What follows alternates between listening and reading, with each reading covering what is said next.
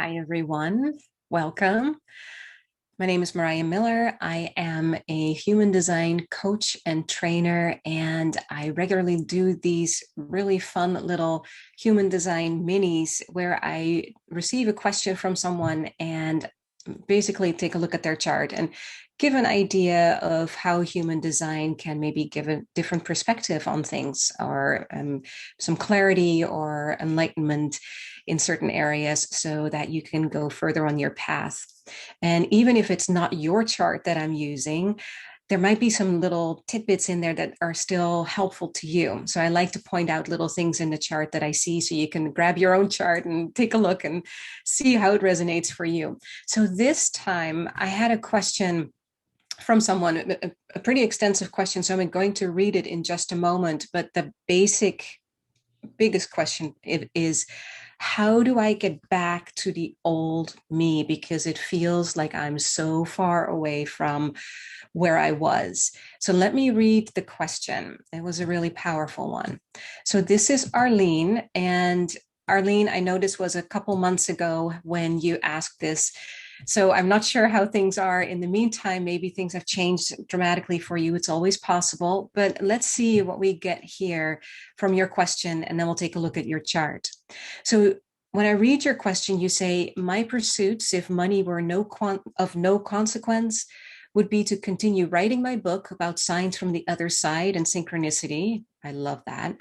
Trying to find a partner and start a podcast to interview esoteric spiritual topic thought leaders and or one-on-one coaching.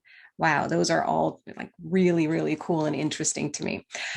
Being in lockdown alone for so long has really further stunted my belief that I can connect with the proper people.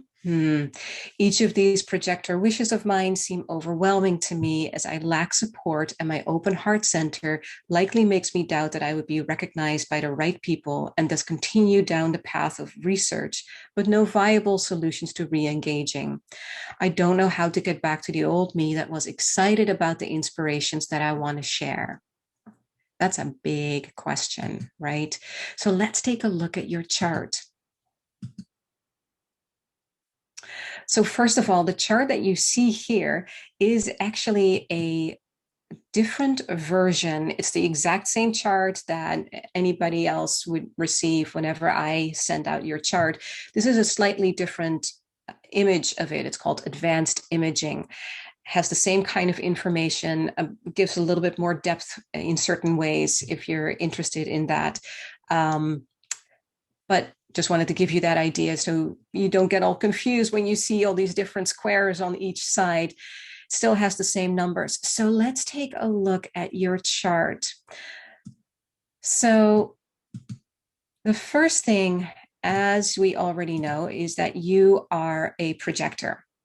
And as a projector, you want to be invited.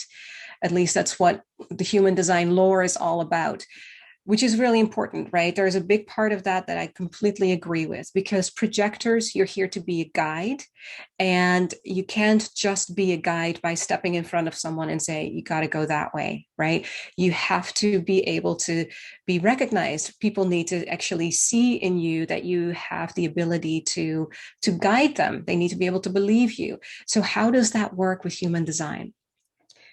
Projectors have this beautiful frequency, very unique to them. And that frequency, the more in alignment that you are, the more pure that frequency is. And then people, the right people, will recognize you. And what does that mean? It means that the right people will see in you those skills and strengths that you have to be able to offer to the world. And they will want you to guide them. They want to be guided by you. My experience with projectors, and this is not something that in human design I hear a lot about, but it's so important. My experience of projectors is that you don't just have to sit and wait on the sidelines to see if someone recognizes you. Okay. you get to invite people too. Because as a projector, you have this ability to really deeply look into someone. You get to see who they are really deep inside and if they're on their path and how they're using their energy correctly for them or not. All of this gives you the opportunity to say to them, hey, wait, I'd love for you to join me with something. Or would you like to XYZ? You can do that same kind of invitation that you're waiting for from others. And as long as you are in alignment with your own inner truth, your own inner frequency, you do not have to worry about seeing those people, being recognized by those people, because they will seek you out.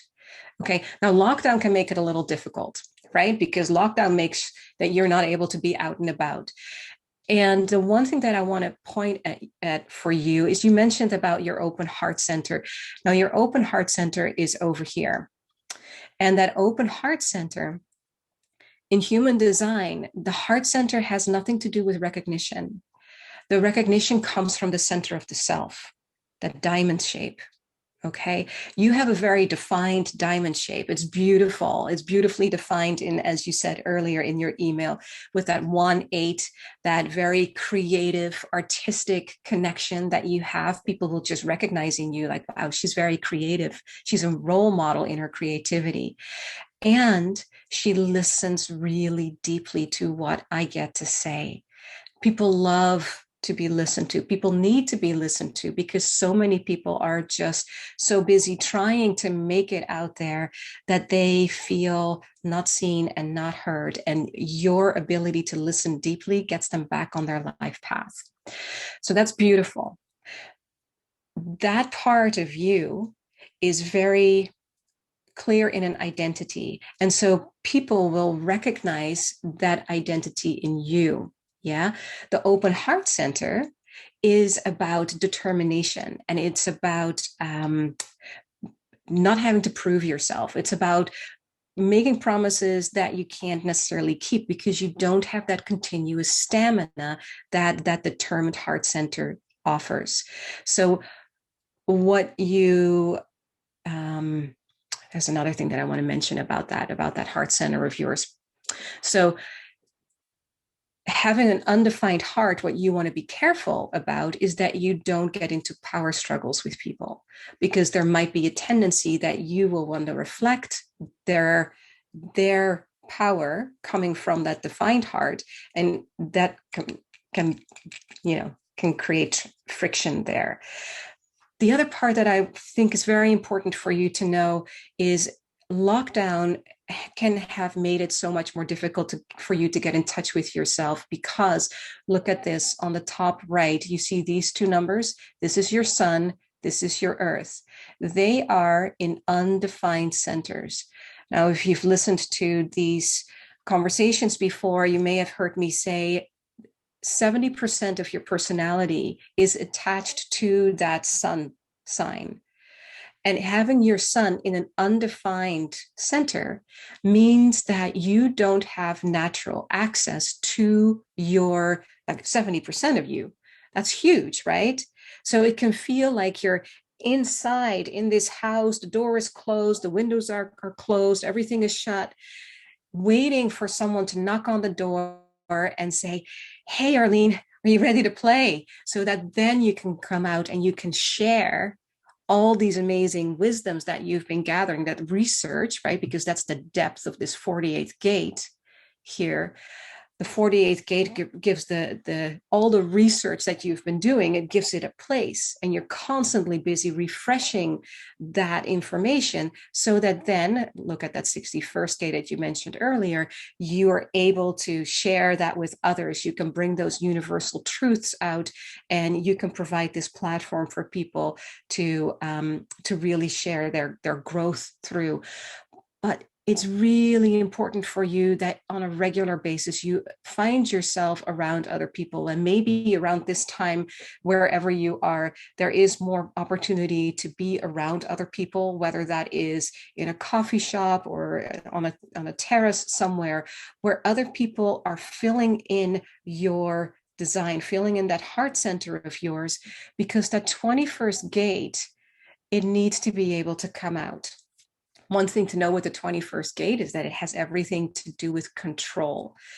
And your path, your growth is all around, well, how can I share a sense of control? How can I help people recognize what they can control in life and what they can't?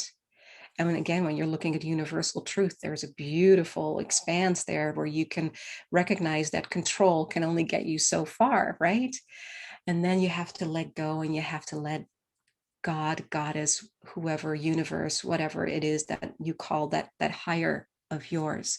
So all of that to say is that that old me, that old you is still in there, but you can't get to it if you're by yourself. You'd have to wait for transits to come along, and then you'll have, a little time frame to work with it. But very, very important for you on a regular basis, be around other people so that they can recognize you and they can draw out what you have to share, but also that you can recognize other people and you can invite them in when you see what's right. When you see that their energy is right, when their energy is on their path, or where you feel you can be of value to people.